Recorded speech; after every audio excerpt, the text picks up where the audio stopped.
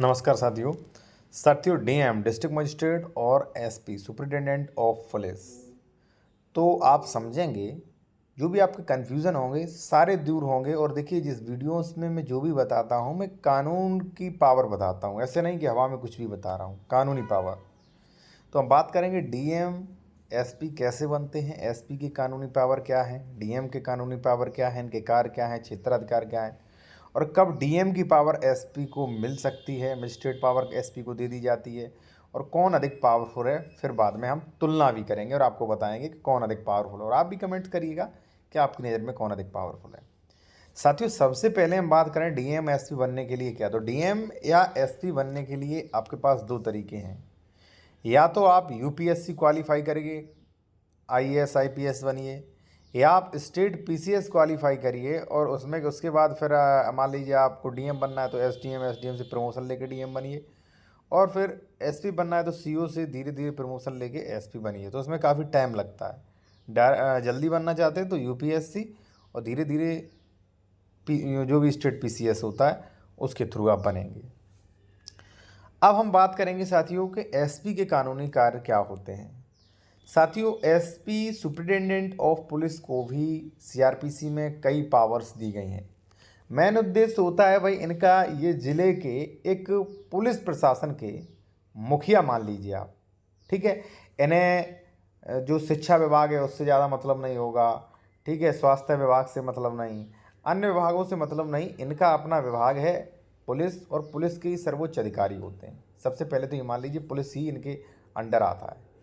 दूसरा साथियों ये है कि इनका कार्य होता है ज़िले में लॉ एंड ऑर्डर बनाए रखना, ठीक है। जैसे मान लीजिए अपराधियों, जो भी मान लीजिए अपराधी हैं चिन्हित करके, ठीक है, और मान लीजिए थानों का निरीक्षण है, ठीक है, दिशा निर्देश गाइड करना, ठीक है, और ऐसी चीज़ें जो हैं इनके अधिकार क्षेत्र में आती हैं, ठीक है। और जो भी मान लीजिए कोई मान लीजिए सही से कार्य नहीं कर रहा तो उसका ट्रांसफ़र वगैरह, ठीक है, सस्पेंड वगैरह कर सकते हैं। तो काफ़ी पावरफुल होते हैं सुपरिटेंडेंट ऑफ पुलिस, ठीक है, ठीक है। अब देखिए, ये इनकी इतने ही, क्योंकि देख भाई इनके अधीन एक पुलिस प्रशासन ही आता है।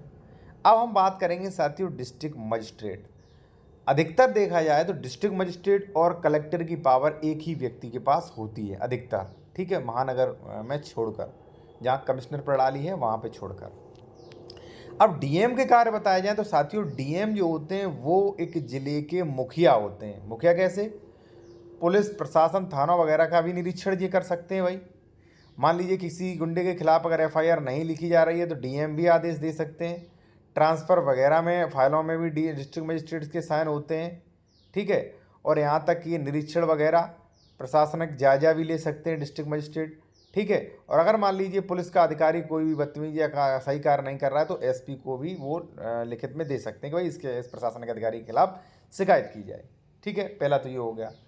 अब डिस्ट्रिक्ट मजिस्ट्रेट एक ज़िले में जो भी प्रशासन है, चाहे भाई स्वास्थ्य व्यवस्था है, चाहे शिक्षा व्यवस्था है, कुछ भी हो, डिस्ट्रिक्ट मजिस्ट्रेट को सभी में हस्तक्षेप करने का अधिकार है, उन्हें निरीक्षण करने का अधिकार है, ठीक है। या मान लीजिए दंगा फसाद हो रहा है तो धारा 144 लगाने का अधिकार है। गैंगस्टर वगैरह की सुनवाई, गुंडा एक्ट वगैरह की सुनवाई वो भी करते हैं, ठीक है। इतना कुछ करने के बाद इन्हें सज़ा देने का भी अधिकार होता है, क्योंकि वही जिला दंडाधिकारी होते हैं, ठीक है। और इसके बाद ये ज़मीन के मैटर्स भी सुनते हैं। जैसे मान लीजिए एज अ कलेक्टर के हैसियत से कई मैटर्स सुनते हैं। मान लीजिए नक्शा संशोधन हो गया, रिवीजन हो गया, ठीक है, मान लीजिए कई अपील हो गई, कई ये मैटर्स भी सुनते हैं। तो यानी कि इनके पास काफ़ी पावर होता है। सीधी बात, डीएम के पास काफ़ी पावर होता है। मैंने आपको बता दिए, ये रेवेन्यू की पावर यूज़ करते हैं, ये सीआरपीसी की पावर यूज़ करते हैं, और सभी जो भी मान लीजिए ज़िले में जो कुछ है डिस्ट्रिक्ट मजिस्ट्रेट के अधीन आता है। ये चाहे लॉकडाउन वगैरह, ठीक है, धारा 144, या मान लीजिए अधिक बरसात के कारण छुट्टी वगैरह ऐसे अवकाश भी घोषित कर सकते हैं। आप पावर जान सकते हैं इनकी क्या पावर। अब साथियों आती है कि डीएम की पावर एसपी को कब मिल जाती है। साथियों, कलेक्टर और डीएम में अंतर होता है, दोनों में पावर होती है, कलेक्टर पावर और डिस्ट्रिक्ट मजिस्ट्रेट पावर। जहाँ कमिश्नर प्रणाली है वहाँ मजिस्ट्रेटी पावर जो है पुलिस आयुक्त को भी दे सकती है सरकार।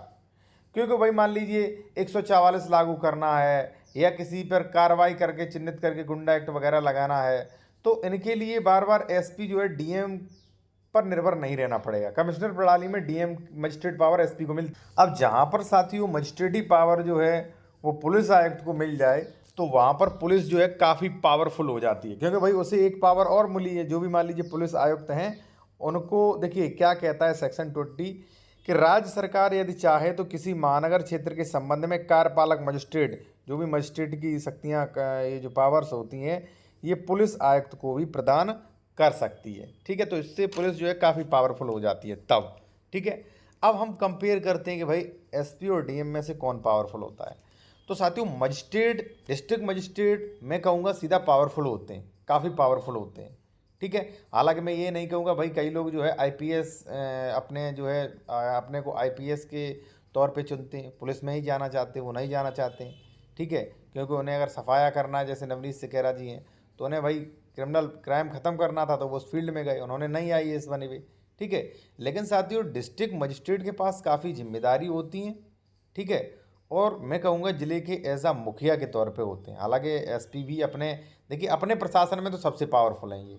ठीक है, लेकिन डिस्ट्रिक्ट मजिस्ट्रेट के पास कई शक्तियाँ होने के कारण मैं उन्हें बड़ा अधिकारी मानता हूँ अपनी नज़र में। आप क्या मानते हो? आप कमेंट में अवश्य बताइए कि आपकी नज़र में कौन अधिक पावरफुल होता है साथियों।